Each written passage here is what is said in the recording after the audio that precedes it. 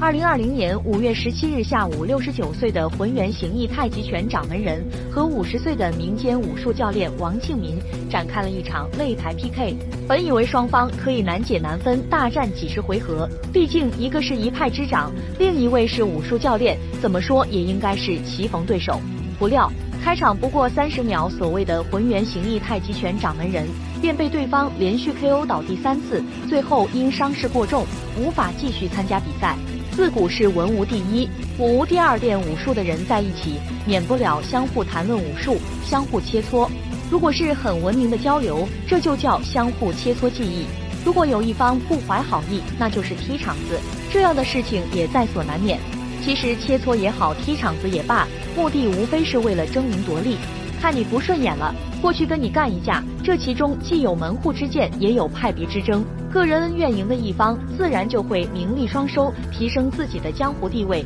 各地弟子慕名而来学习武艺。输的一方可能就惨了，因为历史只能记住胜者。如今的网络发达的时代，两个博主约架一场，结果可大大不同，胜的自然风光无限，但就算输的也能带来一大波流量，双方赚得盆满钵满。至于真正的切磋和学习吗？在今天就不那么重要了，这和过去江湖中的切磋是没法比的。过去江湖中人应对踢场子比武切磋，主要凭借3点：第一是非常丰富的江湖经验，第二是能立得住脚的武功，第三是超人的涵养。这丰富的江湖经验是一定要学会识人的，要分辨得出来，对方是为了交流技艺前来比武，还是来踢场子找事儿的。如果只是为了交流技艺相互学习，这就简单了，可以先使贴身靠套交情，然后再交流技艺，有了交情，双方动起手来也会留3分情面，即使有了输赢，也不太会撕开脸面。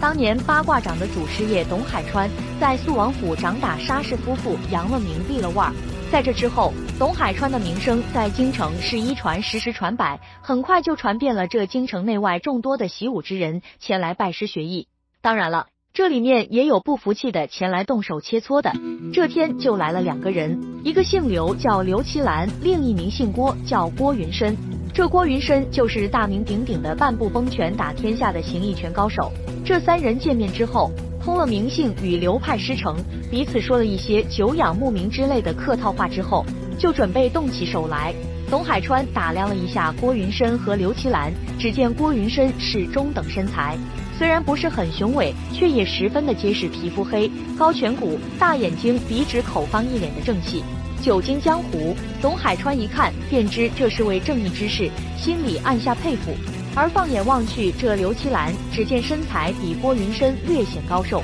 比较白净，浓眉大眼，精神奕奕，一副和蔼可亲的样子。一看这2人就不是歹人，而且董海川知道这2人都是神拳李老能的传人，更是心生爱意，于是决定要结交2位江湖好汉。一番交谈之后，当郭云深、刘奇兰2人提出来要比试切磋武艺的时候，这八卦掌的祖师爷董海川就说了：“2位兄弟，你们可都是江湖上成名的武术大家了，而且你们2位的师傅神拳李老能也是我仰慕的武术前辈。如果和2位要动手的话，我也不推脱，但是必须要摒弃门派成见，咱只是做技艺上、学问上的切磋。咱们3个这么动手不行，我想在与2位动手之前，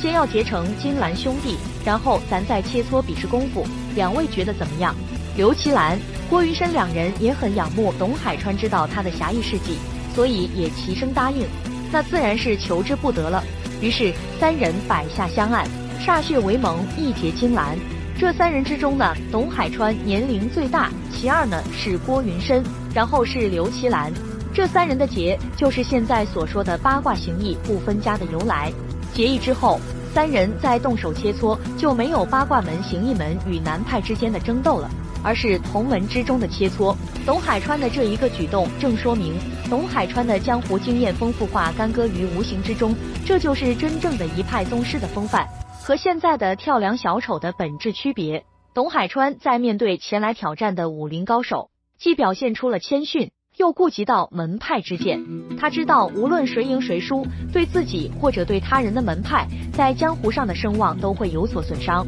赢了呢，自然是利大于弊，但也不免会被人说身为一代大侠，王府护院，一点容人之度都没有，只为了自己的利益而不顾他人门派名声的好坏，争名夺利，难成大器。如果输了，那就对自己更不好了。堂堂一代大侠，自诩侠义心肠，为国为民，但功夫却没练到家，还说什么保家卫国，弘扬中华武术呢？所以无论输赢，面对前来挑战你的人都有很大影响。但董海川这样处理，既结交了江湖豪杰，又不影响各自的门派声望，江湖处世之道实在令人佩服。然后呢，三人开始比试切磋。那你知道这3个人到底谁赢谁输了吗？形意八卦的一次历史约架，究竟谁更胜一筹呢？